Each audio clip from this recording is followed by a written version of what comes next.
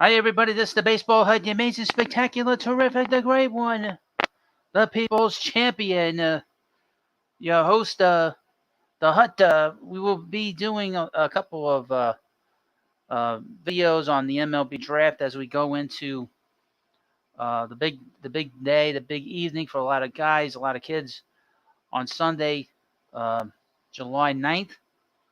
I believe it starts at 6 p.m., but I'll probably go live at some point, and we will go through as long as I can on the draft on Sunday, and hopefully we'll get to follow up until the Mets draft pick, which they will be picking 32.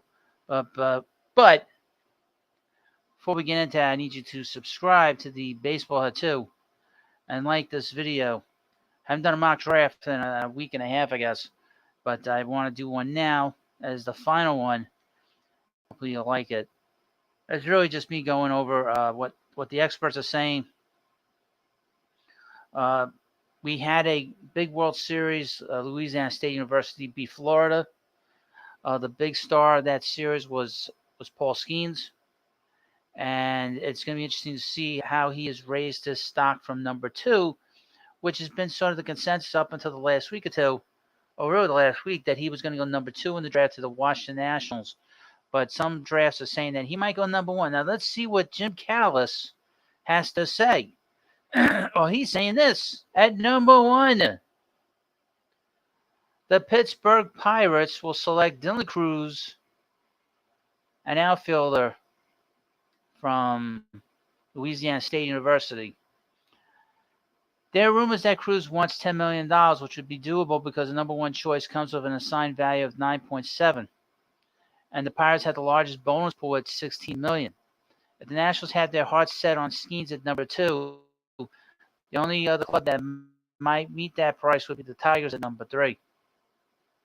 If Pittsburgh wants Cruz, it seems impossible that he could turn down any offer that starts with a 9, which would shatter the all-time bonus record of 8.4 set by Spencer Torkelson and the Tigers in 2020.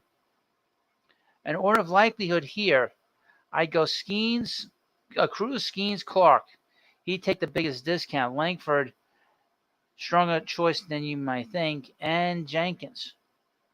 So let's see who number 2 is. Number 2 in the blue corner, or the red corner, the Washington Nationals, who have been bad the last 2 years, 3 years, really, since they won the World Series. They basically stripped down their entire team.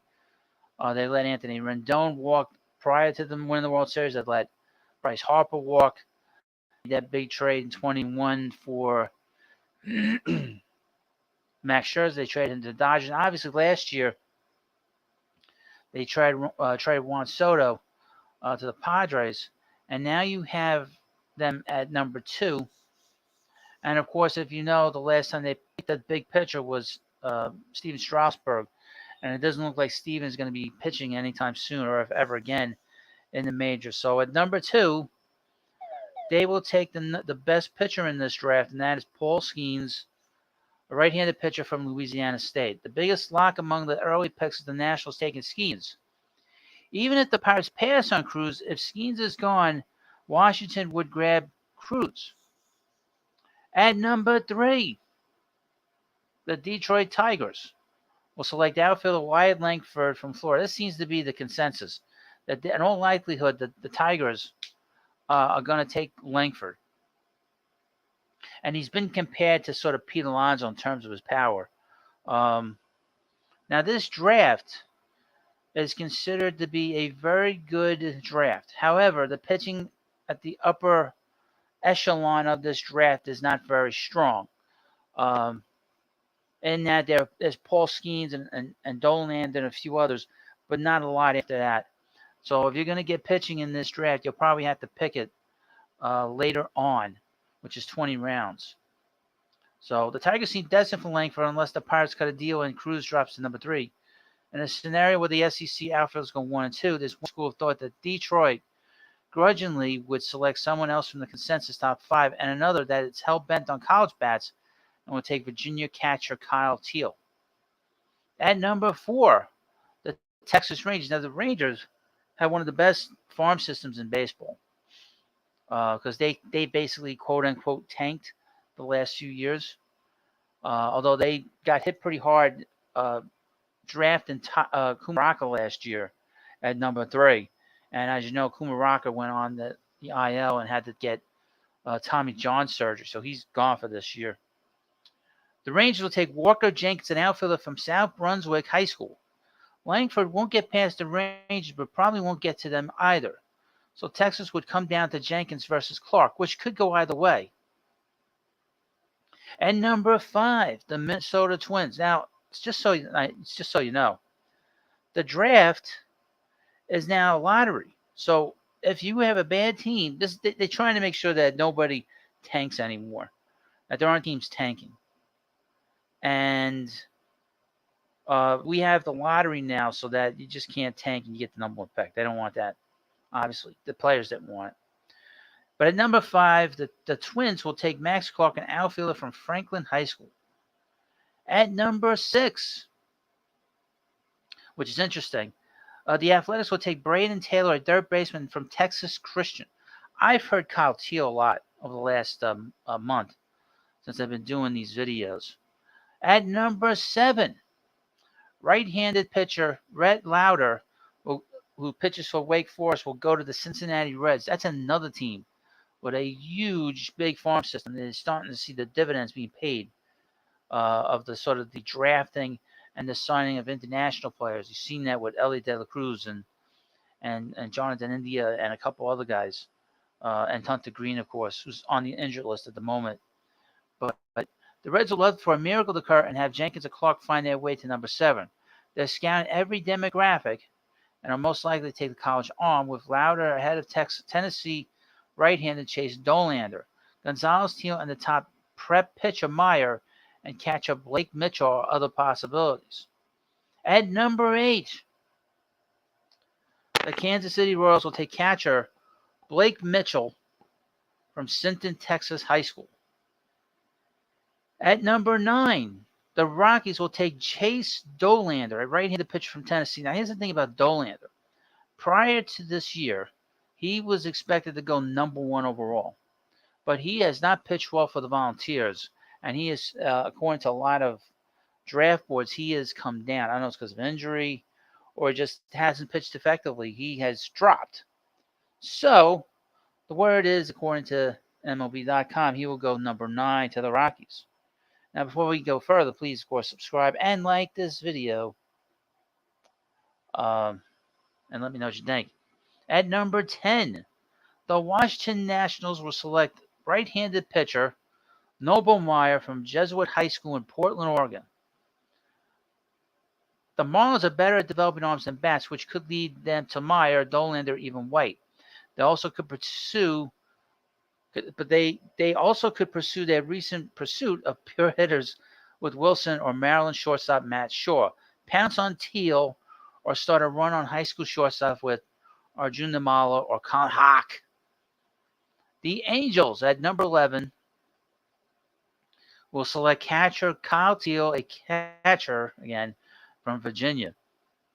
At number 12, the Diamondbacks will select shortstop Colin Hawk from Parkville High School in Little Bern, Georgia. At number 13, the Chicago Cubs will select Arjun Nabala, a shortstop from Strawberry Crest High School in Dover, Florida. The Cubs are sorting through several bats with the high school group, maybe ahead of the college crop. They've taken college pitchers in the first round of 3 of the last 4 drafts, and Florida right-hander Houston Waltrip would be their only viable option in this scenario. At number 14, the Boston Red Sox will select third baseman Aiden Miller from Mitchell High School in Newport Richey, Florida. The Red Sox appear headed for a high school bat for the 4th consecutive first round, with candidates including Miller, Hawk, Mitchell, Emerson, and perhaps even shortstop Ty Pete, Shano Bradfield, and Arizona outfielder Chase Davis are college contenders. At number 15, The Chicago White Sox will select Jacob Gonzalez, shortstop from Mississippi. Though the White Sox desperately need pitching, they prioritize the available bats over Waltrip, the last of the four college arms who are first-round locks. There is word that the White Sox might trade Tim Anderson. I've heard the Dodgers. Might they consider White? There are mixed reports as to whether Chicago prefers collegians to prepsters. Prepsters meaning high school players. At number 16, the San Francisco Giants will select shortstop from Stanford, Tommy Troy. And obviously with Brandon Crawford getting up there in age, being 36 years old, they probably should be looking for a shortstop. Although with drafts, you never know with these shortstops if a guy's going to be any good or any player that's drafted. But they should be looking to bring in shortstops to fill out what's going to be a huge hole in their team. At number 17, the Baltimore Orioles will select Hurston Waltrip, a right-handed pitcher from Florida. Now, the Orioles are the team that has the best farm system in Major League Baseball. There's nobody even close to the Orioles in that regard. They have one of the best players in the game, and Adley Rutschman. They have a good third baseman, and Gunnar Henderson. They selected Jackson Holliday, the son of Matt Holliday, last year with the number one pick. So they're a team that is, and they played great last year, even though they didn't make postseason. They're in second place right now. They seem to be very strong in terms of getting the postseason for the first time in a long time. And if you're an Orioles fan, you should be extremely excited for what Baltimore is doing down in Maryland. At number 18, the Milwaukee Brewers will select Jacob Wilson, a shortstop from Grand Canyon. Brewers probably will extend their streak of college position players in the first round to 4 straight years with someone from among Taylor, Gonzalez, Wilson, Shore, Troy, Bradfield, Shano, or Morales. Miller and White are high school options. At number 19, the sneaky Tampa Bay Rays will select shortstop from Maryland, Matt Shaw. At number 20, the Toronto Blue Jays will select left-handed pitcher Thomas White, Phillips Academy, Andover, Massachusetts. Now, he has been mentioned with the New York Mets, and he's considered the best left-hander in this draft. White faltered in his final start in late May before a large crowd of scouts, but he's also the best left-hander available, and there's a sneaky suspicion that he's going to go a lot higher than expected to a club coveting pitcher. Prep right-hander Charlie Soto is in play as well, as our college position players Taylor Shore, Troy, Shano Morales, and high school hitters Dylan Head and Emerson. At number 21, the Cardinals. Now, the Cardinals, boy, they're going to pick very high in next year's draft because they've had a dreadful season. And when I mean dreadful, I mean bad. I mean the kind of season that gives fans nightmares. At number 21, the Cardinals will select first baseman outfielder Nolan Shano from Florida Atlantic. Unless Taylor Shore or Troy make it to number 21, the Cardinals will be looking at some combination of Shano, White, Waltrip, Davis, and Bradfield. At number 22, the Mariners will select shortstop third baseman from Glenn High School from New Concord, Ohio. And he must have the best name, the coolest name I have heard. And his name is Colt Emerson. What a great name. That's a great name. Mr. Colt Emerson, your table's ready. Paging Mr. Emerson. Colt Emerson, come to the office, please. At number 23, the Guardians will select Brock Wilken, a third baseman from Wake Forest, which is interesting. From the Atlanta Braves, another sneaky team, a team that will, if they play for you, you do great. You leave them, you don't do anything. At number 24, they will select Bryce Eldridge, a first baseman right-handed pitcher from Madison High School, Vienna, Virginia. You're going to see a lot of this. A lot of players that are position players and pitchers, more so than before. This whole Shohei Ohtani effect. At number 25, the Padres will select outfielder Enrique Bradfield Jr., and he's from Vanderbilt. The best case scenario for the Padres is somehow find Hawk, Miller, or White available, but that has little chance of happening. While some teams question Bradfield's offensive impact, others see him as a potential Kenny Lofton, so he may not drop this deep either. Other candidates to consider: Eldred Stafora, high school catcher, first baseman Ralphie Velasquez Davidson. Be very careful with Bradfield. His hit tool is not his best tool. His best tools is his speed, his defense. So when you get a guy this high in the draft, you got to be very careful because a guy like that can be a bust. At number 26, the New York Yankees will select shortstop Sammy Stafora from Panis High School, Cortland Manor, New York. At number 27, the Phillies will select from Arizona outfielder Chase Davis. Davis gets mentioned as high as the mid-teens and needs a home, so we're stashing him here. A high school arm or bat in the first round would fit their recent modus operandi. At number 28, Yohandy Morales will be selected by the Astros. He's a third baseman from Miami. At number 29, the Mariners will select again. A couple of things. The New York Mets and the Dodgers do not have a first-round pick, so they're taking it in the supplemental first round because of the whole competitive tax. They got penalized. At number 29, the Mariners will select Charlie Soto, a right-handed pitcher from Reborn Christian Academy from Kissimmee, Florida. At number 30, the Mariners will select Ralphie Velasquez, a catcher first baseman from Huntington Beach High School in California. At number 31, Ty Pete, a shortstop, will be selected by the Rays, and he's from Trinity Christian High School in Sharpsburg, Georgia. Now, at number 32, and this is the first time I've heard the name of Joe Whitman, but according to Jim Callis, the Mets will select Joe Whitman in the first round at number 32. Now, I'll give you a little information if you're a Mets fan about the Mets drafting situation because they are expected to have a lot of picks in the first 7 rounds, or the first 135 picks.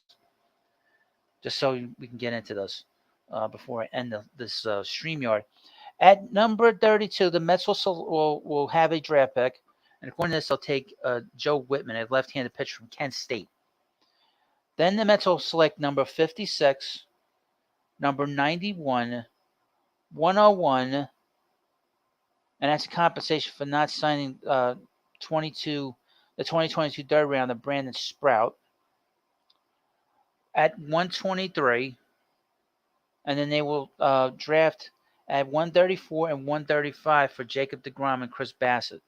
So in the first 132 picks, the Mets will pick 1, 2, 3, 4, 5, 6, 7. 7 times they will select the first 132 players in the amateur draft. Just to give you perspective further, that is one player every 18 after number 30. Well, actually, do the first 135 picks. So the Mets, as every 18 pick, they will select a player. And from 32 to 135, people are going to get tired of the Mets. So every 14 players, the Mets will have a pick from 32 to 135.